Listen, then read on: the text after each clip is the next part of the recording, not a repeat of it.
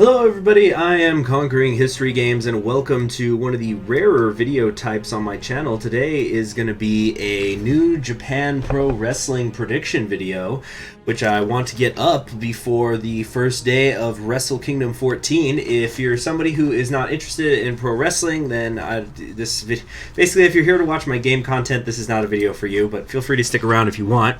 And they've got this convenient little thing on their website, which is going to let me illustrate who are my predictions for Wrestle Kingdom 14. So, as many of you know, if you're watching this video, I am a big NJPW fan.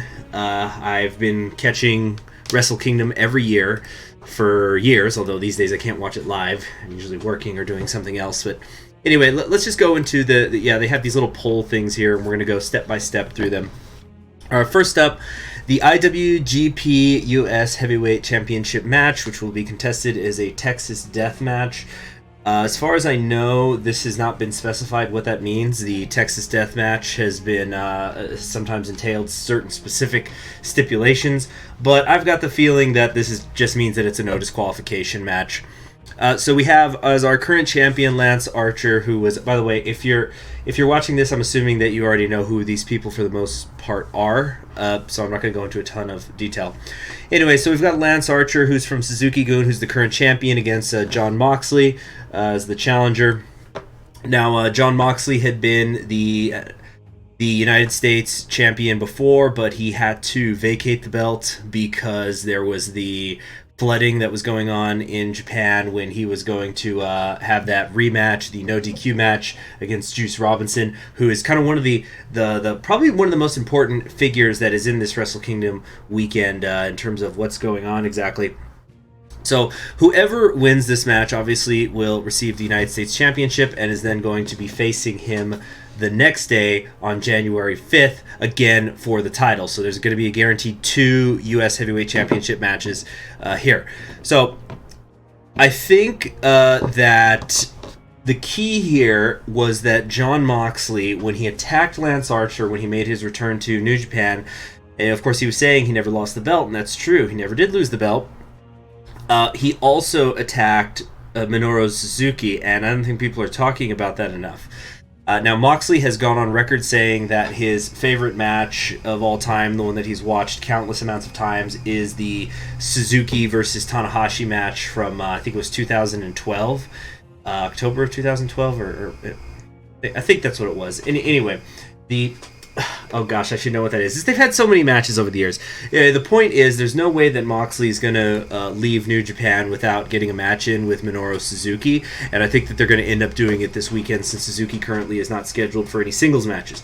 So, despite what the majority of the population seems to be thinking, 71% think that John Moxley is going to pick this up, I actually think that Lance Archer is going to win here. They're going to use Moxley to put him over in a big way to the Western audience. Lance Archer, incidentally, is for me the most improved wrestler of 2019. It was just absolutely spectacular, the things that he was able to achieve once he was a single star again. And especially considering his age, when you consider his medical history, like the back problems he's had, he's freaking incredible, and I think they're going in really heavy on Lance Archer. And I do like John Moxley, I should say. He was he's definitely one of my favorites. He has been for years. Yeah, but I think Lance Archer is going to pick this one up and go on to face Juice Robinson on the second day.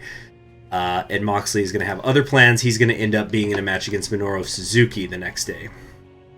All right, moving on. Next on this list, we have the IWGP Junior Heavyweight Championship match, which will be contested between Will Ospreay and Hiromu Takahashi. Will Ospreay has had an unbelievable 2019. I think most people would say, or at least would not argue with you very much if you said that he has been the wrestler of the year for 2019. Just an unbelievable string of matches. And just a workload that hopefully he's going to slow down with as we go into 2020. We should see him hopefully transition full-time to being a heavyweight, and so that he can stop putting so much wear and tear on his body. Speaking of wear and tear, we have Hiromu Takahashi here, who is making his return. Of course, he did have some wrestling matches in December just to sort of warm himself up, to reintroduce himself to the crowd, but this is the title match against Ospreay for the belt that he never lost. These guys have had one-on-one matches before. They've always been absolute bar burners, and I've noticed that Ospreay tends to get a little bit more stiff at times whenever he's facing Takahashi. Now, their last one-on-one match, if memory serves me correctly, was in Dominion of 2018, where... Yeah, that is where Takahashi beat Ospreay for the belt following his win of Best of the Super Juniors. I think we're going to see a repeat of that. Takahashi is the new ace. He is meant to be the new ace. Kushida's been gone. Ishimori, they didn't go all in on. And so I'm going to predict that Takahashi picks this up. I have been hearing a lot of rumors. Oh, no, they're going to have Takahashi chase him for it for a little while. No, Takahashi needs to get it right back because of the implications of the January 5th show, where Takahashi is going to be in the official final Jushin Thunder Liger match. So we need to have a belt on the person across the ring from him. Moving on, we've got the IWGP Intercontinental Championship match between the champion Jay White of the Bullet Club and the challenger Tetsuya Naito of Los Ingobernables de Japón. I'm a huge Jay White fan. I have been basically since day one. If you're somebody who hasn't figured out how great he is yet, then I don't know what to tell you. Just go watch any match he's ever in, period. Go watch his match against Omega. Go watch his match against Ospreay. Watch his matches against Naito, against Okada, against Tanahashi. He is, I guess because he doesn't do flips and dives and stuff, people are really underrating Jay White, and they've been doing it for, it's been a couple of years now, and they still severely underrate him. But I think Jay White is absolutely the future, and incidentally, he's going to be a world-class babyface whenever he does make his turn. But that's neither here nor there. This one, I'm predicting it's going to be Tetsuya Naito. He's, they're tying him to the Intercontinental belt so much. When in doubt, choose Naito for the Intercontinental. This is probably the easiest match to predict for the whole weekend. I don't think they're going to put Jay White in that main event spot. He's too much of a classic heel. It's going to piss people off. The only way I see it happening is if Ibushi wins the main event match, but it's going to put a very sour taste in people's mouth if Naito doesn't win. All right, next up here, we have the IWGP Heavyweight Championship match between Kazuchika Okada and Ibushi. Now, I've also gone on record before saying I believe that Kazuchika Okada is the greatest wrestler, certainly of the 21st century, and it's very easy to already make the claim for all time, putting him right up against the people like the Ric Flairs of wrestling history. And he just turned 32 years old. We're going to get another 10 years out of him easily. Kota Ibushi, of course, has beaten him in the G1 already. He beat him on the final night of the A block. And although Okada had become the first person ever in that match to kick out of Kota Ibushi's Kamigoye knee, the new finisher that he's been doing, which I'm slightly worried that he's going to start. Ibushi has this bad habit of making his finishers less powerful than they should be.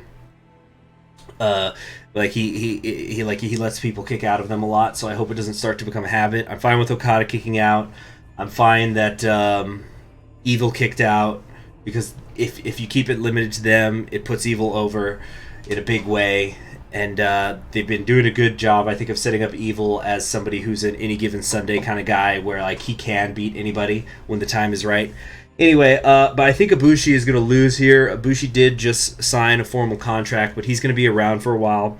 And there's going to be a lot of money in him chasing and him... Sorry, I just got a notification about... Wow. Sorry, I got distracted. I just got notified about something that's being shipped to me right now that was supposed to be here 4 days ago. Thank you very much, Postman.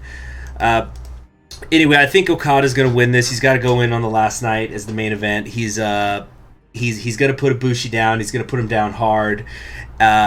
He's not tired out from the G1, and Ibushi's going to cry about it, and hopefully he'll become a better person by the end of it.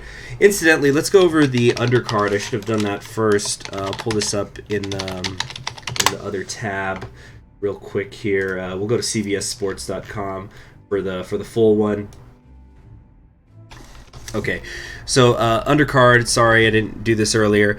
Jushin Thunder Liger, Tetsumi Fujinami, the great Sasuke and Tiger Mask versus Naoki Sano, Shinjiro Otani, Tatsuhito Takahiwa, and Ryusuke Taguchi. This is the throwback match. I think Taguchi is the youngest person in this match. I think this year-long retirement tour for Liger has just been incredible, and it's probably the most influential junior heavyweight of all time. One of the most important wrestlers of the last 40 years. Period. Super duper influential. Go watch Rocky Romero's comments about him. But Liger, all he's been doing is lose, and I think we're going to continue to see that here. Probably Taguchi is going to pin him. No way to really know. But it's a showcase match. It's going to open the show, is my understanding, not counting the Stardom Dark match, which I would not keep an eye out for because it's my understanding that it's going to be untelevised. It will not be streamed because they have their on New Japan World, because Stardom has its own streaming service. So I'm not going to be predicting that one since it's just a dark match. All right, next up we've got Los Ingobernables de Japón versus Suzuki-gun. This is Sanada Evil, Shingo Takagi, and Bushi versus Zack Sabre Jr., Minoru Suzuki, Taichi, and El Desperado. Just a tag match like you see on any tour. They're just filling out the card a little bit, and they're warming these guys up for the matches they're going to have on the 5th. I think Suzuki-gun is actually going to pick this one up. I think they're going to get it in on Bushi. All right, but it doesn't really matter. Probably the most inconsequential match of the weekend. We've also got another rivalry one here: Chaos versus Bullet Club. These are these two are always fighting each other, right? It's always LIJ versus Suzuki-gun. It has been like that for about 2 years now. And Chaos versus Bullet Club. So Chaos will be represented by Hiroroki Goto, Tomohiro Ishii, Toru Yano, and Yoshihashi, taking on Kenta, Bad Luck Fale, Yujihiro Takahashi, and Chase Owens. Now, the smart money says that Chaos should win, but I think Bullet Club will get a pin in probably on Yoshihashi because they sure do love to kick him around. But this is mostly just setting up for the Goto Kenta match that's going to be on the 5th. IWGP Tag Team Championship match. I've got the Gorillas of Destiny actually going over Finn Juice. First off, I want to say David Finlay has looked amazing since he came back. I was a big David Finlay hater, and it really seems like he got his act together while he was out. He's still not totally refined, but the improvement has been absolutely massive. So Juice Robinson is also having a match, just like the U.S. guys, U.S. Championship guys are. But I think this is going to be a less hard-hitting match because it's not a Texas death match. So it's kind of strange because against either Moxley or Archer, Juice Robinson's going to be the babyface, but he's going to be the one who's probably less damaged. But I think the Gorillas of Destiny are going to win. They've never won at Wrestle Kingdom. They always lose every single year, and for once they're going to pick that one up. And that probably at the next title defense, that's when they'll finally drop it. I don't know to who just yet, but it is going to happen. So sorry, Juice Robinson. Sorry, David Finlay. It's not going to happen. All right, let's go into the... wait a minute here. Let me see here. Okay, so where does this one start? British Heavyweight Championship. Okay, so let's come back over here, and let's talk about Night 2. Sir, what the heck was that? Oh, freaking ads. Shut up. Okay, so the Night 2, we have Jushin Thunder Liger and Naoki Sano versus Hiromu Takahashi and Ryu Lee, also used to be known as Dragon Lee. Now, a lot of people have been complaining this should have been a Liger versus Junior Heavyweight Championship match, or it should have been a triple threat match between Takahashi, Ryu Lee, and Liger, because Liger's retiring. Takahashi's probably going to be holding the belt, and Ryu Lee is the one who injured Takahashi. Even though they have been very competitive with each other, they have not turned it into an enemies thing. It's been a very respectful relationship. But this is more important because this is Liger and, a rival of his versus another. Basically, it's like you have these junior heavyweights of the past versus junior heavyweights of the present and future. This is a passing of the torch match.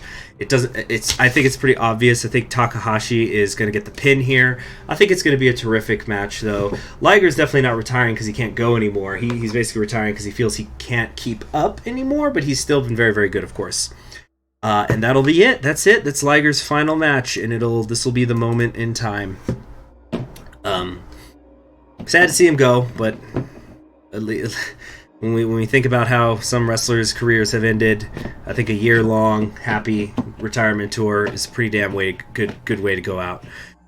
All right, we've got IWGP Junior Heavyweight Tag Team Championships. Taiji Ishimori and El Phantasmo are the reigning champions versus Roppongi 3K. I'm a big Roppongi 3K fan.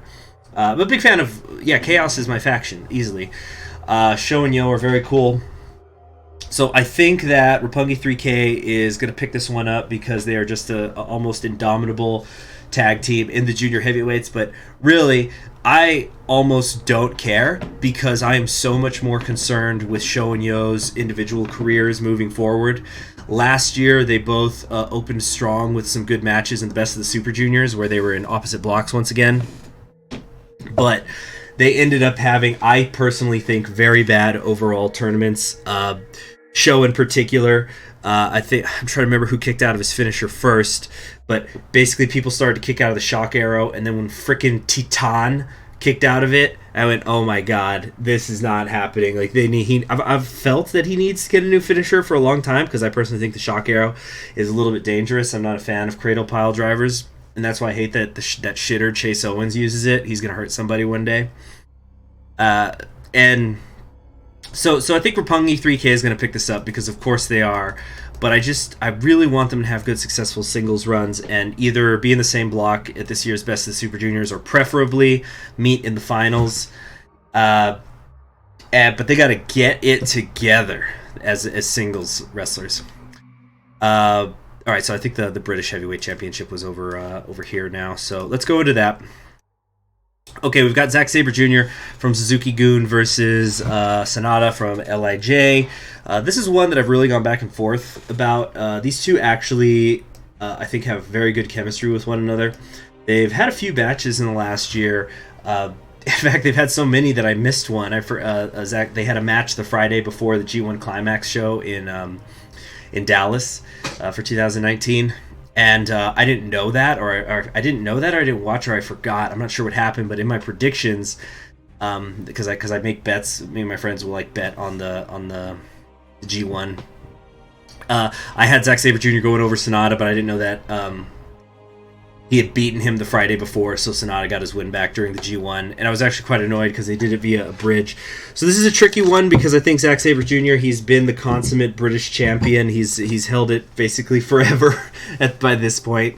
On the other hand, they've never been afraid about putting it on a Japanese guy. Minoru Suzuki and Ishii have both held it. And I know that they're kind of making the story of this match that one of them is going to tap the other one out. And I just can't see Zack Sabre Jr. tapping out and maintaining his credibility.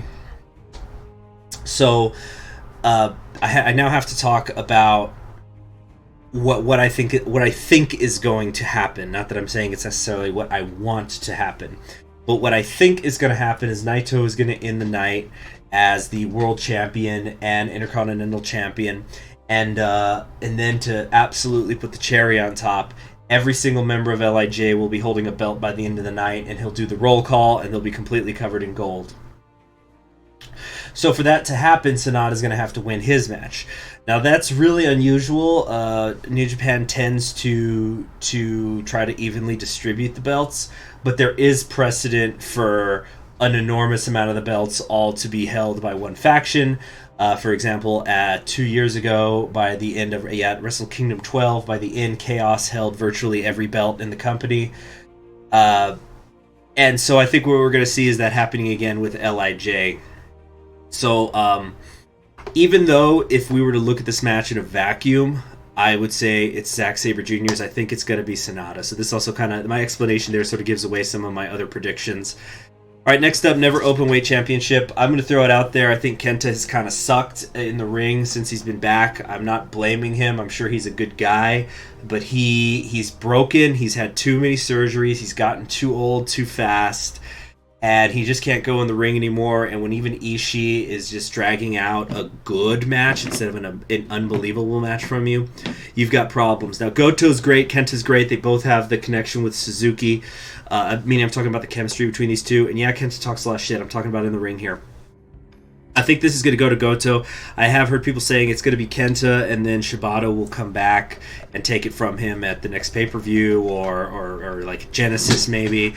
I don't want that to happen because for a couple of reasons. One, I want Shibata to be safe. I don't want him to permanently damage himself even more by getting in a match. And number two, if he did come back, because people were saying, oh, then it's a true retirement match. I just don't think Kenta's going to give him a match that's of the caliber that that sort of occasion would require. So I'm going with Goto, who's incidentally super underrated. And then I don't know what Kenta's going to do from there, but the less I see of him, the better. Next up, we have the special singles match between Hiroshi Tanahashi. Actually, let's go back to the CBS Sports thing here for a second. All right, let me just talk about it while we're here. So a lot of people have got Hiroshi Tanahashi this. I don't know why it says champion and challenger, because if anything, Jericho is the challenger. All right, excuse me, is the champion because he has the AEW belt. But I hate to say this, but I want Chris Jericho to win this. I knew that this match was coming ever since Dominion last year, 2019, when the two of them got into an altercation. I knew it was eventually going to happen. I don't want Tanahashi to win because I absolutely dread AEW and New Japan forming a partnership. I think it's only going to hurt New Japan, and AEW just wants... They just want a bunch of... It's just... Nothing good of it is what I'm basically saying. Say, oh, you can get some dream matches. No. If 2019 has shown us anything, it's that New Japan has been perfectly fine without AEW and the elite people around. And not just about the elite they lost. They also lost people like Kushida. And they just closed ranks and moved on. The New Japan roster is so unbelievably deep. There's no need for these elite people to be around. Jericho, if you ask me, he's only got 2 matches he still needs to do. He's got to do this one against Tanahashi, where they're going to have Tanahashi lose, and Tanahashi's going to put him over because Tanahashi's a professional, and we're going to just close the coffin, hopefully, on this AEW thing. Although I think as long as AEW exists, it could exist for 30 freaking years, and people will keep saying, oh, the partnership's going to happen. Anyway, Jericho needs to lose here, and then he's going to probably lose his belt sometime in the next 6 months. But then he's only got one more thing he's got to do in Japan, and then I want him to please leave, is he's got to put over Jay White. They've already planted the seeds for that rivalry, so keep an eye out for that. But I'm sorry, Tanahashi, you're great. You easily had a contender for Match of the Year in 2019 to open the year, but you got to go.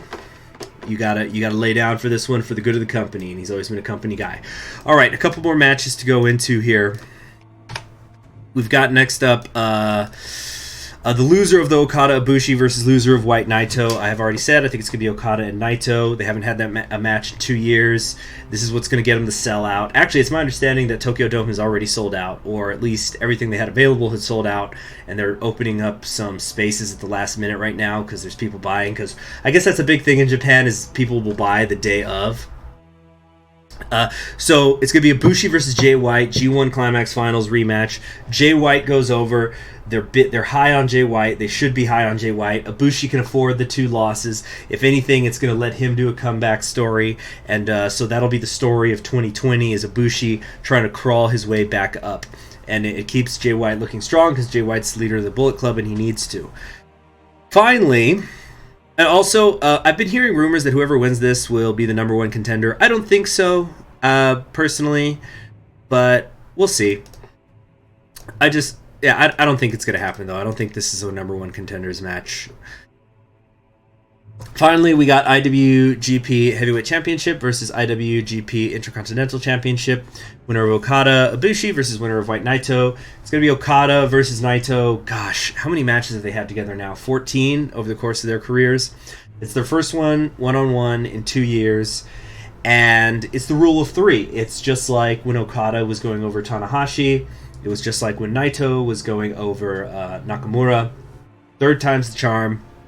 Naito is going to finally get the one accolade he does not have in the company. He's going to win against the ace. He's going to win in the current ace. Okada's the current ace. I know Tanahashi was the old ace. But he's going to win against the current ace against Okada in the main event of the Tokyo Dome. It's probably a sold-out crowd, or at least the biggest crowd they've ever had.